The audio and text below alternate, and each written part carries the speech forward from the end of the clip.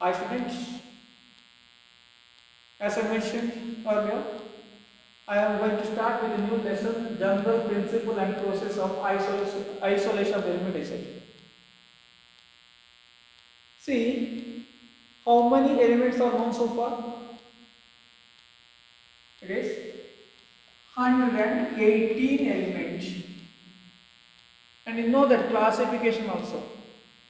The element which are there on the left side of the periodic table, we call them as S block element. Right side we call it as the P block element. In between we call it as D block element. And down 4F and the 5F we call them as F block element also. And out of 118 elements, the majority of highly reactive nature only. And except a few which we call as the noble gases and the noble metals. Noble gases like helium, neon, argon, krypton, xenon, and noble metals like gold, platinum, silver. Majority of the element always are occurring in the combined state because of their higher reactivity. They won't exist in the nature or in the earth crust in the free state. Say iron will be present as FeCO3 or Fe2O3 hematite, Fe3O4 magnetite, copper pyrite CuFeS2, like this in a combined state only will be there. Why this? Because of their reactivities, high reactivity nature. So usually in the combined state, not in the free state, the element occurs. See, when it says they occur in the earth crust etc. in the combined state, remember they will be existing in the earth crust in the form of mineral or the ores. So I should know what is the meaning of ore or what is the meaning of minerals. CO, Fe2O3, which is called as hematite. Fe3O4, which is called as magnetite. These are the ores of iron. Or FeCO3, which is called as siderite.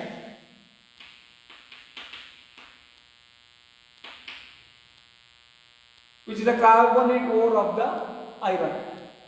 So, what is the meaning of this ore and what is the meaning of minerals? See, naturally occurring substance, and if they contains the metal content in that, then it becomes the minerals. It should be naturally occurring and certain amount of the metal should be present over there, then it is a mineral. So this hematite or the magnetite or the siderite is a ore as well as is a mineral also. Naturally, note of this, naturally occurring substances which has certain metal content in that will be the minerals. Now see here, write on this if you have the definition. Naturally occurring substance which has certain metal content in it is called as mineral. So, it is the definition of mineral. Now, what is the meaning of O? See, when I go for the natural occurring, sometimes what happens, no? There may be very small percentage of the metal in that, which means from that naturally occurring mineral, I may not be able to get the metal in a large quantity because metal content in that natural occurring is very small in nature. So even if you extract also, after investing crores together, we may get a very less metal content, then it will not be economically profitable. Plus certain times what happens, no? Extraction of the metal may not be convenient from that. Then again, when it is not convenient, then again it will not be the profitable also. So, whereas in the ore what happens, no? It is the natural occurring substance only from which metal can be obtained conveniently and profitably. Naturally occurring substance from which metal can be obtained conveniently and profitably is known as ore. Note this. And remember, substances which have the certain metal content and it should be obtained from the mining only, not that something else. So, substances which are obtained by the mining and which contain certain metal content, which are obtained by mining and has, this word you can include also, certain metal containing that, it is called as the minerals. That also you can see. See, ore of aluminium, important ores are like here.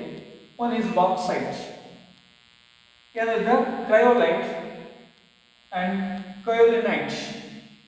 These are the three important ores of aluminium. And what the question can be there in the competitive exam? They may give like this: bauxite, cryolite, kaolite, and hematite. Take the odd one out.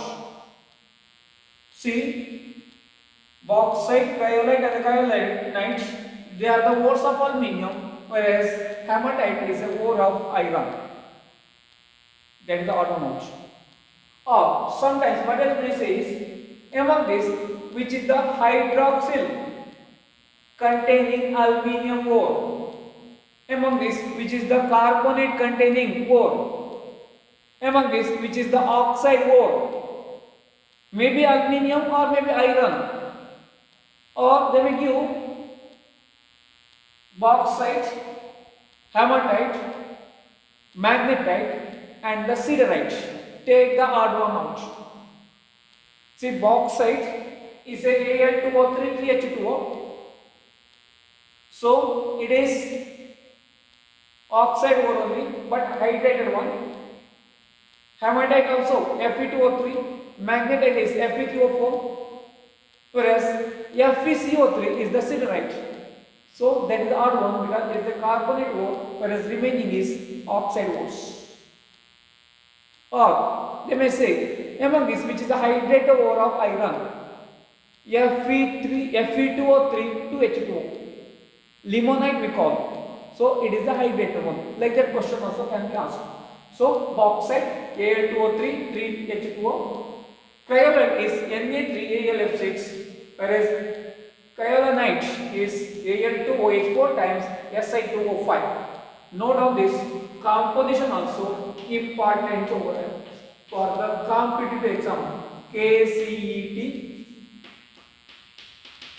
NEET JEE, it is important. Note on this, can be asked. Next, ore of iron, hematite Fe2O3, magnetite Fe3O4, limonite Fe3, limonite Fe2O3 dot 2H2O, siderite FeCO3, iron pyrite FeS2. See, this is actually FeO Fe2O3 mixture also.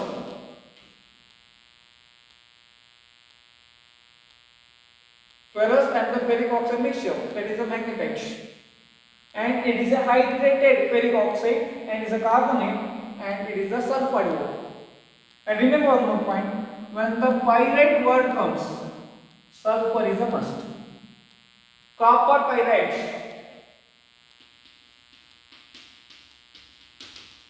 CuFeS2.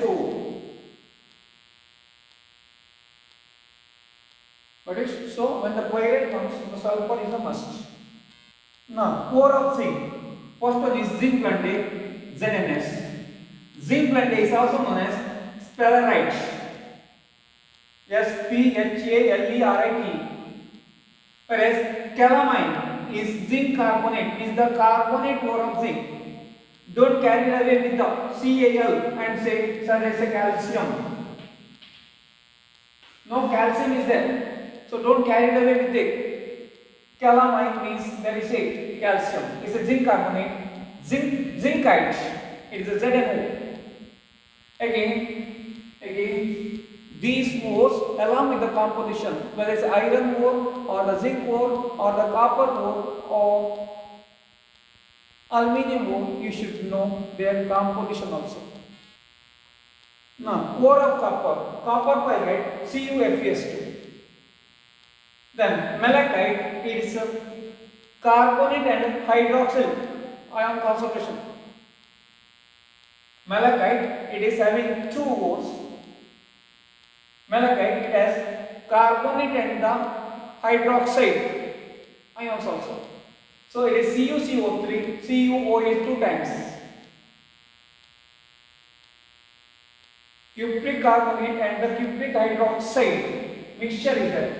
Then cuprite, it is a cuprous oxide. Copper glass is the Cu2S. Cuprous sulfide, Cu2S. So this also you should know. Now, ore of magnesium, it is dolomite, magnesium carbonate, calcium carbonate mixture. Kieserite, MgSO4 6H2O means hydrated one. Magnesite, MgCO3 means the carbonate ore of magnesium. Carnallite is the KCl, MgCl2 6H2O. Remember, this carnallite is a mineral of potassium also, but ore of magnesium. Polyhalite, MgSO4, 2CaSO4, K2SO4 dot 2H2O means many other. Magnesium sulfate is there, calcium sulfate is there, potassium sulfate also there. And remember, this is called as a double salt also. KCl, MgCl2 dot 6H2O is a double salt also. Okay, double salt. Next one is calcium. Important ores are fluorospar, CaF2 is the composition. Gypsum, calcium carbonate 2H2O, calcite, CaCO3, and the dolomite, CaCO3, MgCO3. So these are the important ores of calcium. Note on this. Anything can be asked in the exam. Which among this is not the ore of calcium? Which among this which is not the ore of zinc? Which among this which is not the ore of aluminium? Like their question. Or among this which is the carbonate ore? Or they may give 3 carbonate ore and 1 oxide ore, take the odd one out. Or they may give 3 sulfide ores and 1 non-sulfide ore, take the odd one out. So you should know all this important ores along with their chemical composition also. Now,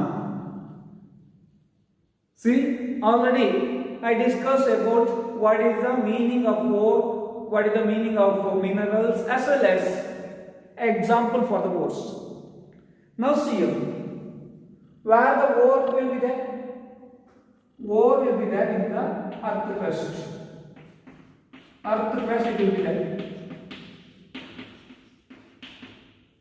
So, as I said earlier, usually these will be along with the impurities, not that metal will be there in a free state. Already we discussed.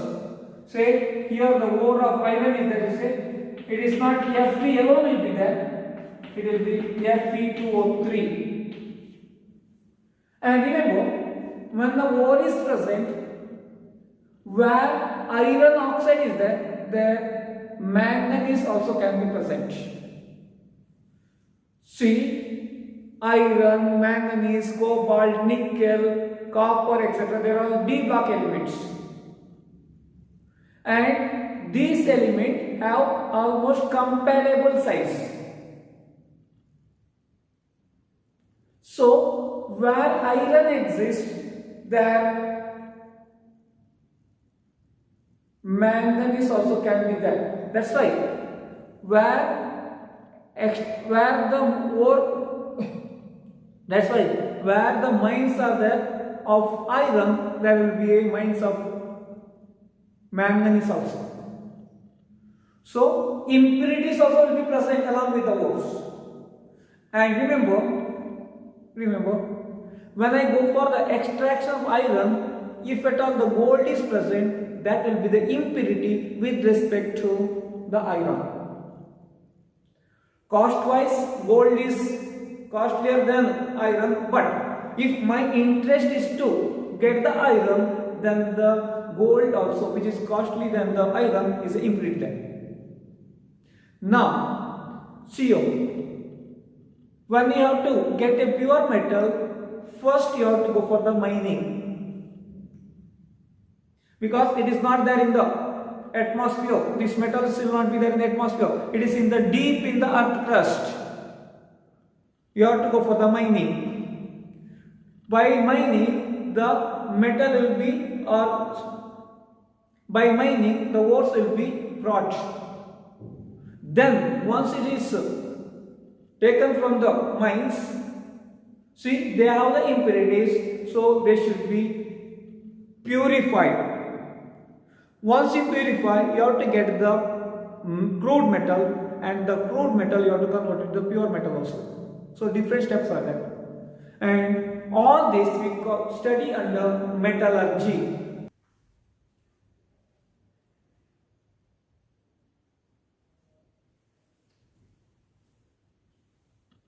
See, once I get the ore, from that, how to get the metal, what are the techniques you have used, what the method you have used, that is you are studying under the metallurgy. The principle and the process involved in the extraction of metal from its ore, that is studied under metallurgy. Now, what are the steps involved in the metallurgy?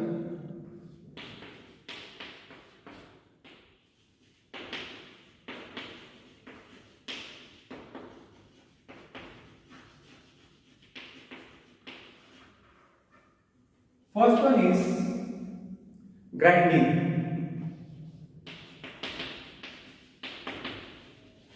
Second one is concentration of ore.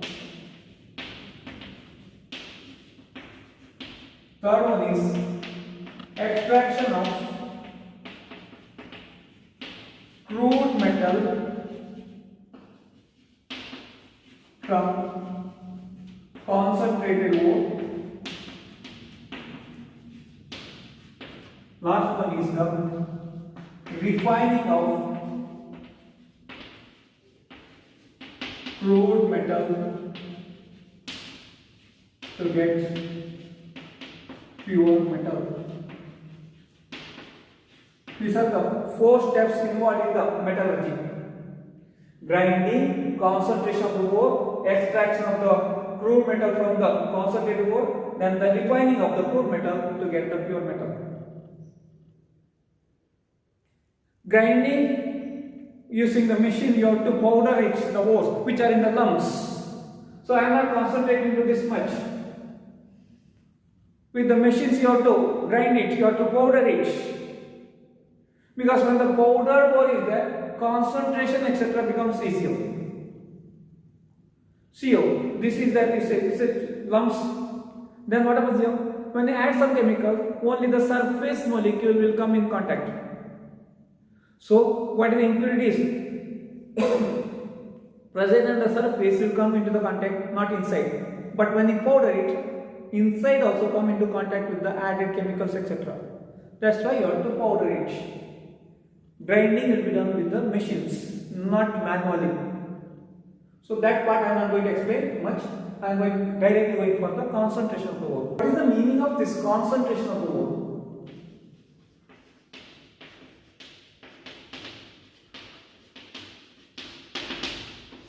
So here I have 10 gram of hematite. In that 8 gram is hematite and 2 gram is silica. So the ore I took it as 10 gram, but in that only 8 gram is the hematite, 2 gram is the silica, SiO2. Now, by concentration, what I do is by adding by doing some process of purification, what I do is certain amount of silica I will remove, maybe by hydraulic washing. By hydraulic washing,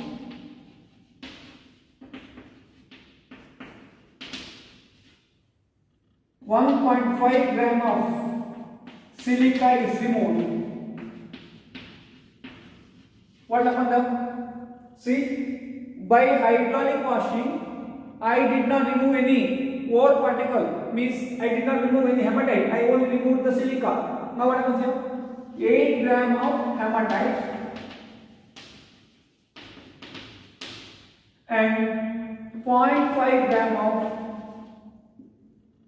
silica remains. Means total mass becomes 8.5 gram. 8.5 gram of ore it becomes. Here it was 10 gram of ore. So here in the 10 gram only 8 gram was hematite. So into 100 means 10 ones are 10 tens are means 80% hematite was there.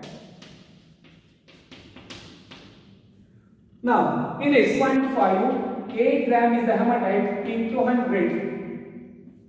So that implies percentage of hematite is equal to, here it becomes 95% hematite. See what happened here? By remove of certain amount of the impurity, the ore got concentrated, means ore concentration increased over there.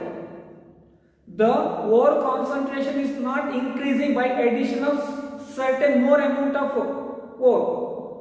From the ore, certain amount of the impurities are removed. Because of that, the ore percentage got increased. That is called as the concentration of the ore. And for the concentration of ore, there are different methods also, like hydraulic washing, magnetic separation, leaching process. In that we are going to study leaching of bauxite, leaching of gold or silver.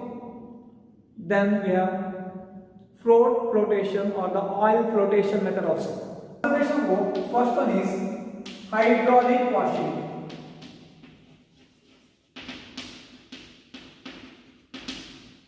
Second one is magnetic separation. Third one is float flotation, also known as oil flotation. And the next one is leaching. So, four important methods for concentration of the ore. You may ask, why these four methods should be there? In some process, hydraulic washing may fail. Hydraulic washing will be applicable if ore particles are heavier and impurities are lighter. Whereas magnetic separation method will be applicable if ore is magnetic and the impurities are non-magnetic, or ore is non-magnetic and impurities are magnetic. Sometimes both may be magnetic, that is, impurities as well as the ore will be magnetic, then it cannot be applicable. Then, float flotation method is applicable for sulfide ores like iron pyrite, zinc blende. There, float flotation is applicable. Leaching process, what you do is, we are converting the ore into its solution by certain chemicals. Then from the solution again getting the metal back. So leaching process also. We also call them as the hydrometallurgy also. So only one method cannot be used for everything. That's why we should have a different method for the concentration of the ores. See here. What is this hydraulic washing? It's a simple one. You wash the powder ore with a continuous supply of water. That's all we are doing here. Nothing else. We are passing the water. Because of passing of the water, what happens now? Lighter impurities will be carried away. Heavy ore particle will be set down. This is the main concept used here. Lighter will be floating, going out. So remove it. And I should have a continuous supply of water over there. Otherwise impurity can again settle down. So whatever the impurity which are lighter should be carried away. For that we have your water, continuous supply of water. So what you do is, you have to take the powdered ore in a tank which has the continuous supply of water. And what happens here, the powder ore should be added from the top, and as impurities are lighter, they are carried away with the water, and the heavy ores will be settled down here, that is concentrated ore will be there. Where it is applicable? It is for hematite ore, etc. we are using it. Because sometimes question can be there from this. Name a ore which is concentrated by hydraulic washing. Sometimes we call it as ore dressing also. Why? See, we are benefiting the ore. We are increasing the ore percentage over there. So it is also known as the ore dressing.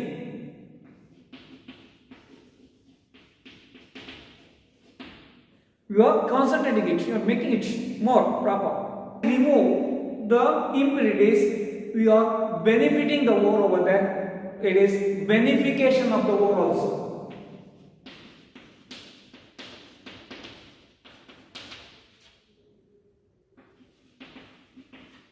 See, to which factor it is based?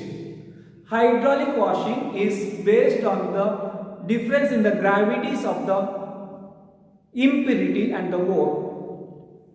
Difference in gravity of ore and the impurities.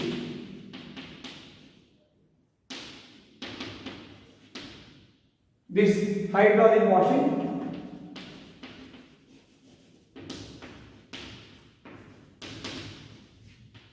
is based on.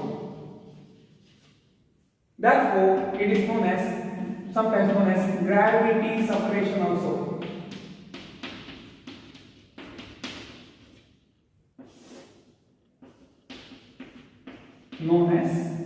Sometimes known as gravity separation also. Note it properly.